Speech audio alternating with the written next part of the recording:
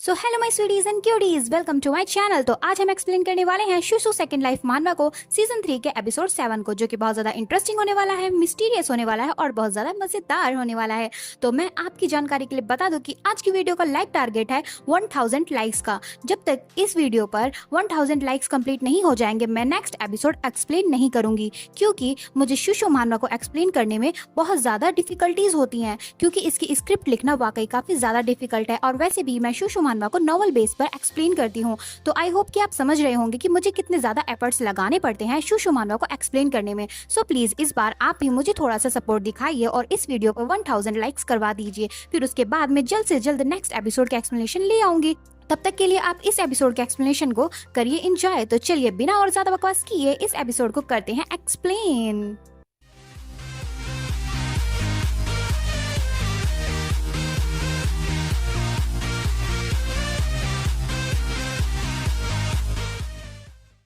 तो एपिसोड की स्टार्टिंग वहीं से होती है जहां कोरी के पीछे एक बड़ी सी आई अपीयर होती है। तभी वहां एक बड़ा सा मॉन्स्टर अपीयर होता है, जिससे बचने के लिए कोरी मैजिक स्पेल करने का ट्राई करता है।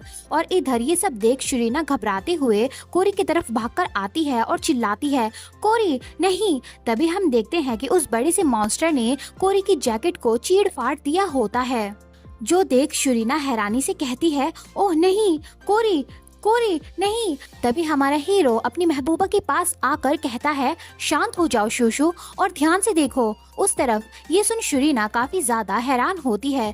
तभी वहाँ कोरी, जो कि टाइम रहते बच गया होता है पर उसकी यूनिफॉर्म नहीं बच पाती, तो कोरी ऊपर फ्लोटिंग मैजिक का यूज करते हुए कहता है, मैं यहाँ हूँ शुशु, मैं ठीक हूँ। जो देख शुरीना कहती है, तुम वक्त रहते बच गए, शुक्र है कि तुम ठीक हो। तभी शुआन मुंह बनाकर कहता है, तुम काफी स्लो हो रिएक्ट करने में, मुझे तो लगा कि तुम मर गए।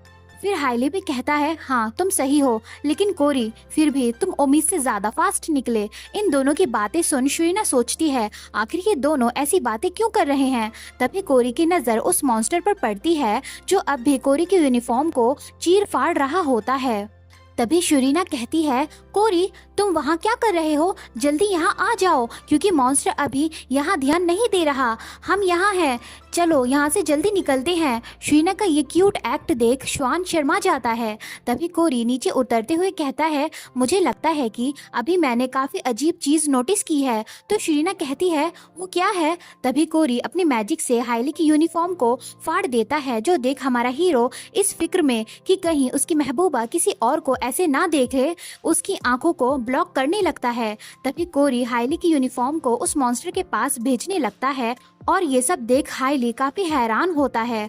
और शुरीना श्वान का हाथ हटाती है ताकि वो देख सके कि कोरी क्या करना चाहता है। तभी वो मॉन्स्टर हाईली की यूनिफॉर्म को हवा में ही बाइट कर लेता है, मानो वो उसका कोई चारा हो। फिर वो मॉन्स्टर उस यूनिफॉर्म को भी फाड़ने लगता है, जो देख कोरी कहता है, ये मॉन्स्टर, मुझे लगता है कि ये हमारी यूनिफॉर्म्स में इंटरेस्टेड है। जब मैं उसके पास था तब इस मॉन्स्टर ने मेरी यूनिफॉर्म पर अटैक किया, और जब मैंने यूनिफॉर्म उतार दी तो ये यूनिफॉर्म के पीछे गया, ना कि मेरे पीछे। ये सब सुन श्वान चीजी वे में कहता है, जरूर तुम उस मॉन्स्टर को खाने लायक चीज नहीं लगे होंगे इस वजह से। तो शुरीना कहती है, ओह तो क्या बाकी के मॉन्स्टर्स भी हमारी यूनिफॉर्म की वजह से हम पर अटैक करते हैं। तो हाईली कहता है, अगर मैं अब इसके बारे में सोचूं तो सारे मॉन्स्टर्स पहले अटैक करते हैं, लेकिन पहले वे हम पर ऐसे अटैक नहीं करते थे। मुझे लगा ये सब ऐसे ही करते होंगे, लेकिन असल में तो वे हमारी यूनिफॉर्म को देखकर हम पर अटैक करते हैं। ये सब सुनकर शुरीना काफी हैरान होती है कि ये सब चल क्या रहा है, और वो कुछ सोचने लगती है। तभी शुरीना अपनी मॉन्स्टर बॉल निकालते हुए कहती है, हमें पता चल जाएगा जब हम इसकी आगे इन्वेस्टिगेशन करेंगे। तो इस बॉल को देख हाईली घबरा जाता है, क्योंकि उसे अपने पिछले रिश्ते नाते याद आ जाते हैं इस मॉन्स्टर बॉल के साथ। तभी शुरीना उस बॉल को मॉन्स्टर पर फेंक देती है, और वो बॉल मॉन्स्टर के पास जाकर ब्लास्ट हो जाती है, और नेक्स्ट मोमेंट वो मॉन्स्टर उस बॉल में एक पॉकीबॉल की तरह ट्रैप हो जाता है। फिर शुरीना उस बॉल को उठाते हुए सोचती है, अगर हमारा शक सही हुआ तो। फिर शुरीना उस बॉल को देखते हुए सोचती है, तो क्या इन सब चीजों के पीछे हमारी ऑर्गन अकेडमी भी इन्वॉल्व है। इन सब चीजों से तो यही लगता है। तभी शुरीना को अपने माइंड में दोबारा किसी की आवाज आती है, जो उससे कहती है, शुरीना। जो सुन शुरीना शॉक हो जाती है। तभी शीना पीछे देखती है कि कहीं श्वान, हाइली या कोरी में से किसी ने तो उसे नहीं बुलाया, और उन सबको आपस में बात कर देख शीना सोचती है दोबारा, पक्का मुझे पता है कि मुझे किसी ने बुलाया, लेकिन वो इंसान इन तीनों में से कोई नहीं है, तो फिर वो कौन है? ये सब देख शीना घबराने लगती है और सोचती है, मैं ही अकेली हूँ जिसे ये आवाज आ रही है, आखिर ये किसकी आवाज है?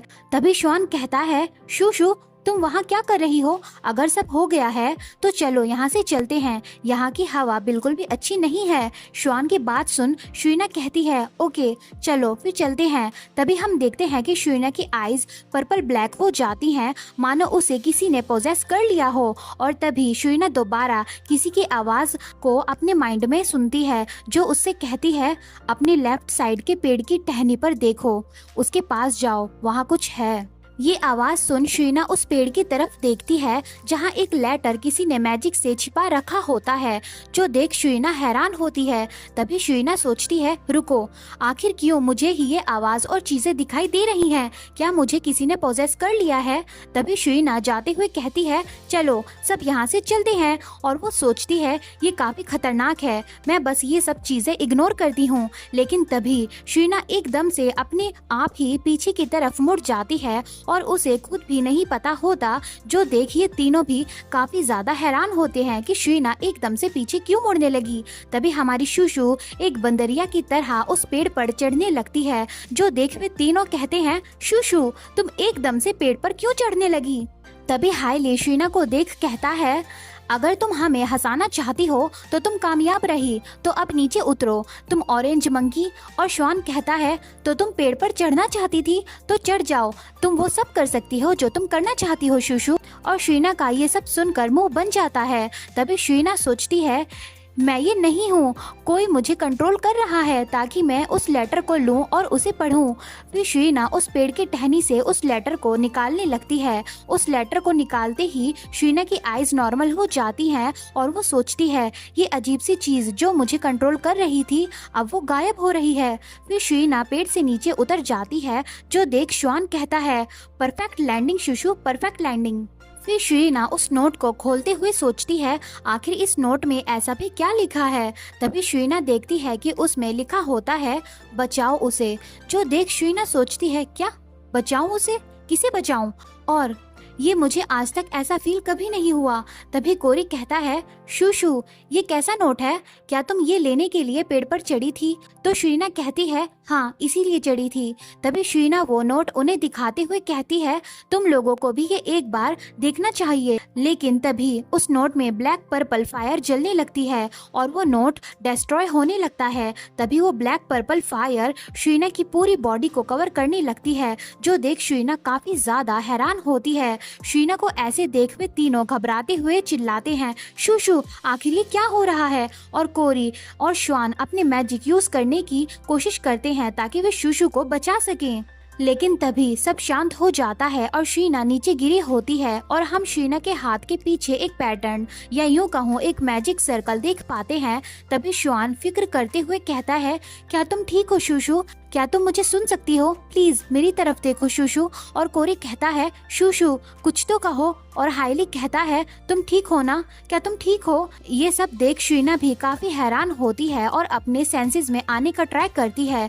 तभी शीना खुशी से कहती है, मैं बिल्कुल ठीक हूँ, मुझे ऐसा ही लगता है। ये सुन कोरी और हाइली कहते हैं, पहले श्वान को खुद की कंडीशन चेक करने दो। श्वान शीना को चेक करो कि वो ठीक है या नहीं। फिर श्वान शीना को चेक करके कहता है, हाँ शूशु ठीक है, कोई चोट या कुछ और गड़बड़ नहीं है। जो सुन शीना कहती है, मैंने कहा था ना कि मैं बिल्कुल ठीक हूँ। तभी शीना अपने बाल पीछे करती है और हम उसके हाथ पर वो ब्लैक मैजिक सर्कल देख पाते हैं। और शीना कहती है, मैं बस चौंक गई थी, लेकिन मैं बिल्कुल ठीक हूँ, यकीन करो मेरा।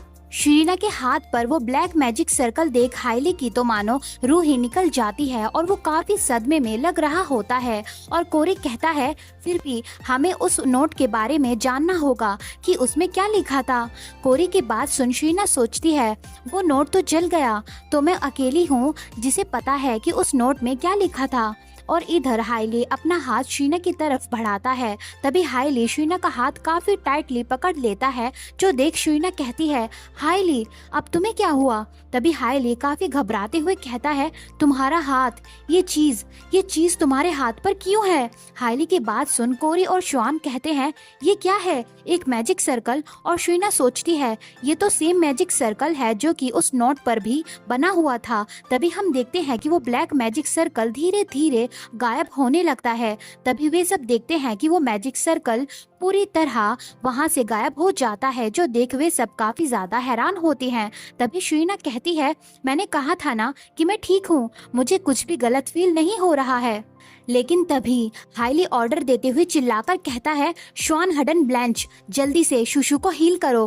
कोरी डुबॉइज, जल्दी एक टेलीपोर्टेशन मैजिक स्पेल रेडी करो और हमें यहाँ से वापस ले जाओ, जल्दी करो। फिर हाइली चिंता करते हुए कहता है, श्वान रुको, मुझसे ये मत कहना कि ये ब्लैक मैजिक सर्कल कहीं कोई कर्स या अटैक स्पेल तो नहीं है। ये बात सुन श्वान अपनी महबूबा के लिए पहले ही परेशान गुस्से से हाइली पर चिल्लाते हुए कहता है, हमें नहीं पता कि बॉडी कैसे रिएक्ट करेगी इस ब्लैक मैजिक सर्कल की वजह से। हमें जल्दी यहाँ से जाना होगा। अपनी बकवास बंद करो। कोरी जल्दी करो, हमें आज ही यहाँ से जाना होगा, जल्दी करो। तभी कोरी अपना स्पेल पूरा करते हुए कहता है, बस हो गया, 1 सेकंड रुको। जो देख शीना कहती है, तुम सब इतने परेशान क्यों हो रहे हो? मैंने कहा ना कि मैं ठीक हूँ।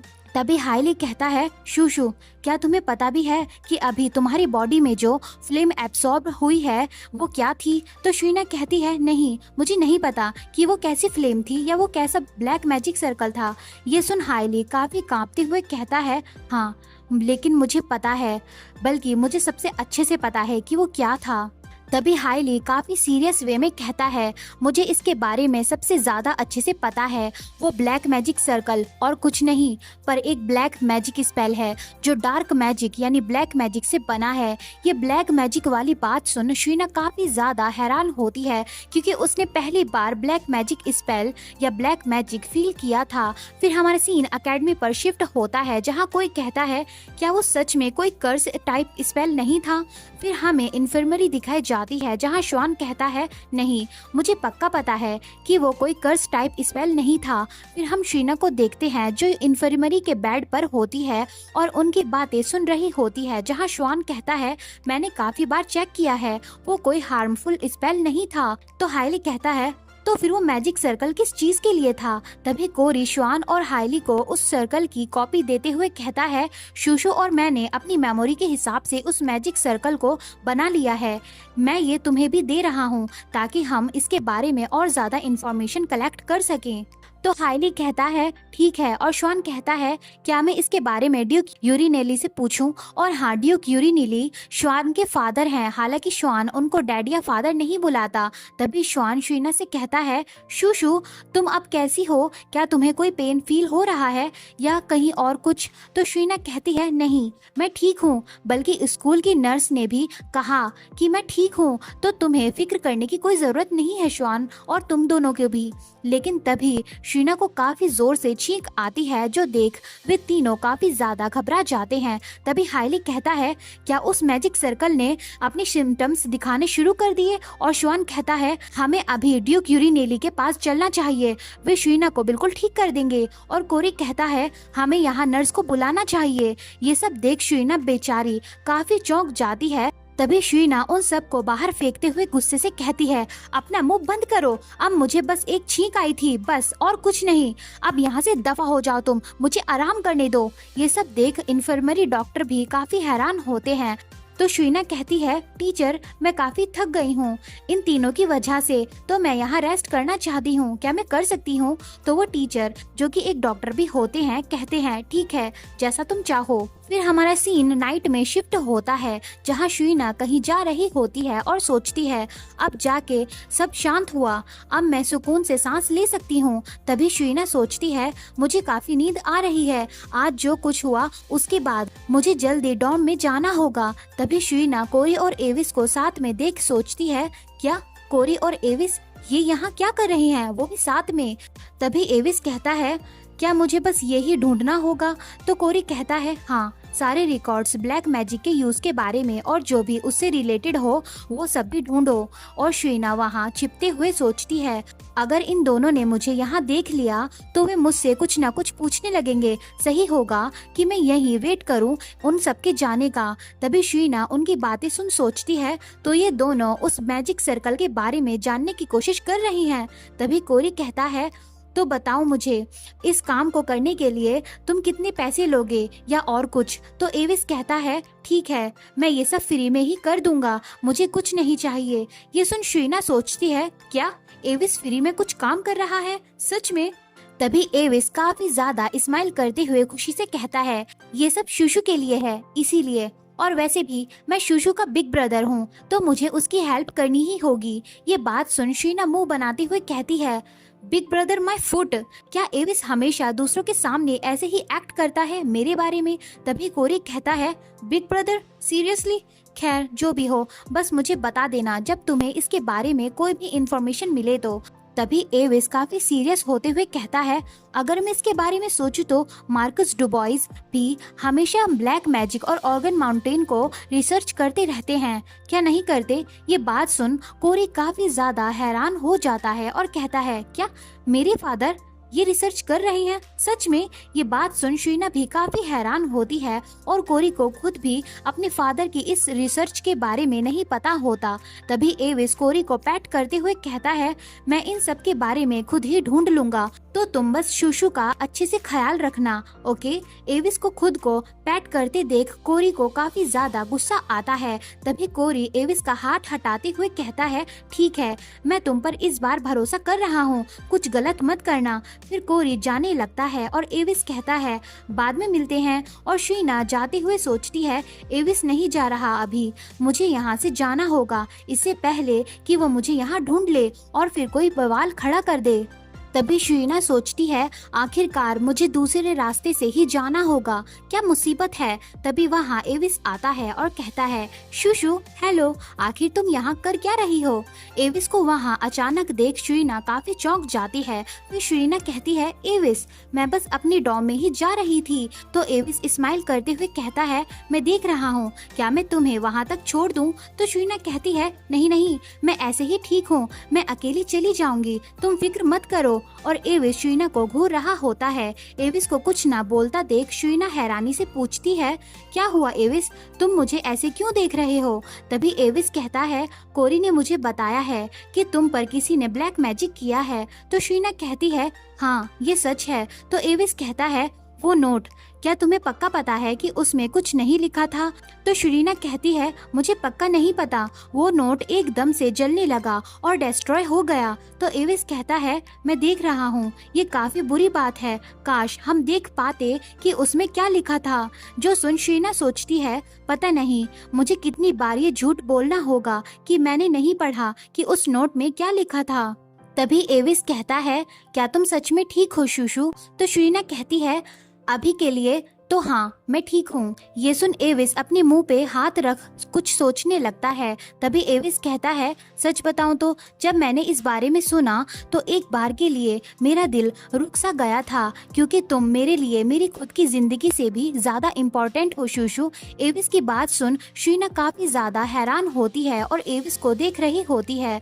तभी एविस कहता है, क्या तुम्हें याद है जब गिल्ड मास्टर ने तुम्हारी जान लेने की कोशिश की थी, यानी मेरे फादर ने? तभी एविस पास्ट के बारे में बताते हुए कहता है, उस टाइम पर मुझे जिस चीज की सबसे ज्यादा परवाह थी वो था मेरा बदला मेरे फादर से। लेकिन इस वजह से, क्योंकि मैं तुम्हें दर्द में या मरते हुए नहीं देख सकता था, मैंने तभी उस जगह गिल्ड मास्टर को अपने हाथों से मार दिया, बिना ये जाने कि आगे क्या होगा। फिर एविस शीना को टच करते हुए कहता है, उस टाइम पर मुझे रियलाइज हुआ कि तुम मेरे लिए कितनी प्रीशियस हो शूशु।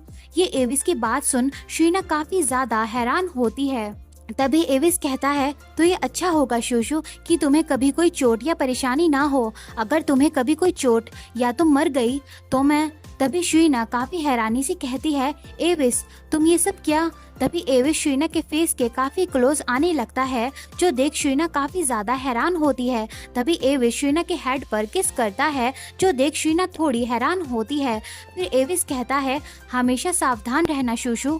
और फिर शुइना अपनी आंखें खोलती है। फिर शुइना देखती है कि एविस वहां से जा चुका होता है और शुइना वहां अकेली खड़ी होती है। तभी शुइना कहती है, सच में एविस कितना अजीब इंसान है। उसने कहा कि मैं उसके लिए उससे भी ज्यादा इम्पोर्टेंट हूँ। ये सोच शुइना कहती है, ये बात कोई सेंस नहीं बनाती। आखिर मैं उसके लिए उसकी खुद की जिंदगी से भी ज्यादा इम्पोर्टेंट कैसे हो सकती हूँ। फिर शुइना अपने डॉर्म में चली जाती है, जहाँ हेजल कहती है, शुशु तुम इतनी लेट क्यों हो जाती हो? तो शुइना कहती है, मैं सोने जा रही हूँ, मुझे काफी नींद आ रही है। तो हेजल कहती है, शुशु कम से कम अपना मुंह तो धो लो सोने से पहले। फिर हमें रात का टाइम दिखाया जाता है, जहां हेजल और शुइना सो रहे होते हैं, वो भी काफी ज्यादा आराम से और सुकून से। तभी शुइना सोचती है, ये जगह इन्फर्मरी से भी ज्यादा कंफर्टेबल है, मुझे नींद आ रही है, मैं जल्द ही सो जाऊंगी। लेकिन तभी शुइना को काफी तेज शॉक लगता है, मानो वो किसी डार्क प्लेस पर ट्रांसपोर्ट हो रही हो। अपने आप को एक ब्लैक और डार्क स्पेस में देख शुइना सोचती है, क्या मैं कहाँ हूँ? यहाँ इतना अंधेरा क्यों है? तभी शुइना उस डार्क स्पेस में फ्लोट होते हुए सोचती है, क्या क्या ये एक सपना है? लेकिन ये इतना रियल क्यों लग रहा है, मानो मैं सच में यहाँ पर हूँ। तभी शुइना के हाथ पर वो ब्लैक मैजिक सर्कल काफी ज्यादा ग्लो करने लगता है, जो देख शुइना हैरान होते हुए सोचती है, ये ब्लैक मैजिक सर्कल एकदम से ग्लो क्यों करने लगा? आखिर ये हो क्या रहा है? तभी उस ब्लैक मैजिक सर्कल से काफी तेज व्हाइट रेज निकलने लगती है, जो देख शुइना काफी ज्यादा हैरान होती है। तभी वे व्हाइट रेज शुइना को एक रास्ता दिखाती हैं, एक पोर्टल की तरफ उसे जाने को कह रही होती हैं। तभी शुइना नोटिस करती है कि वे व्हाइट रेज उस ब्लैक मैजिक सर्कल से निकलकर उस गेट पर पोर्टल में जा रही होती हैं। तभी शुइना हवा में उस तरफ जाने की कोशिश करते हुए सोचती है, मुझे लगता है मुझे इस लाइट को फॉलो करना है तो मुझे बाहर का रास्ता मिल जाएगा। तभी शुइना उस पोर्टल में एंटर होती है और एक जगह लैंड होती है। तभी शुइना अपने आसपास की जगह देख काफी ज्यादा हैरान होती है। फिर वो आसपास देखते हुए सोचती है, ये तो एक क्लासरूम है। ये सब देख शुइना सोचती है, क्या मैं क्लास में सो गई थी और मैं अब जाकर उठी हूँ? लेकिन ये ऐसे कैसे हो सकता है, मैं तो अभी अपने बेड पर सो रही थी। तभी कोई पीछे आते हुए कहता है, ये सब क्या है, आखिर सब कहाँ गए हुए हैं? ये आवाज सुन शुइना काफी ज्यादा हैरान होती है। तभी शुइना पीछे मुड़ते हुए सोचती है, रुको, ये तो मेरी क्लास भी नहीं है। फिर शुइना कहती है, हेलो कोरी। फिर हमें पीछे कोरी दिखाया जाता है, जो कि हमारा रियल कोरी तो बिल्कुल नहीं होता और ये कोरी काफी ज्यादा स्ट्रेस और थका हुआ लग रहा होता है। इस कोरी को देख शुइना काफी हैरान होती है और कुछ कहने के काबिल नहीं होती। और इसी सस्पेंस के साथ ये एपिसोड यहीं पे खत्म होता है। और इसी सस्पेंस के साथ कि शुइना कहाँ है, ये कौन है, कोरी या और कोई। लेकिन मैं आपको बता दूं कि ये हमारा रियल कोरी तो बिल्कुल नहीं है और आगे ये स्टोरी एक नया मोड़ लेने वाली है, जिसमें काफी ज्यादा मजा और सजा दोनों देखने को मिलेंगी। तो ये सब जानने के लिए मेरे साथ ऐसे ही बनी रहिए। तब तक के लिए खाते पीते रहो और बाय बाय। और हाँ, प्लीज लाइक टारगेट पूरा करना मत भूलना। तो अब आप सब जा सकते हो। तो take care my sweeties and cuties, bye bye.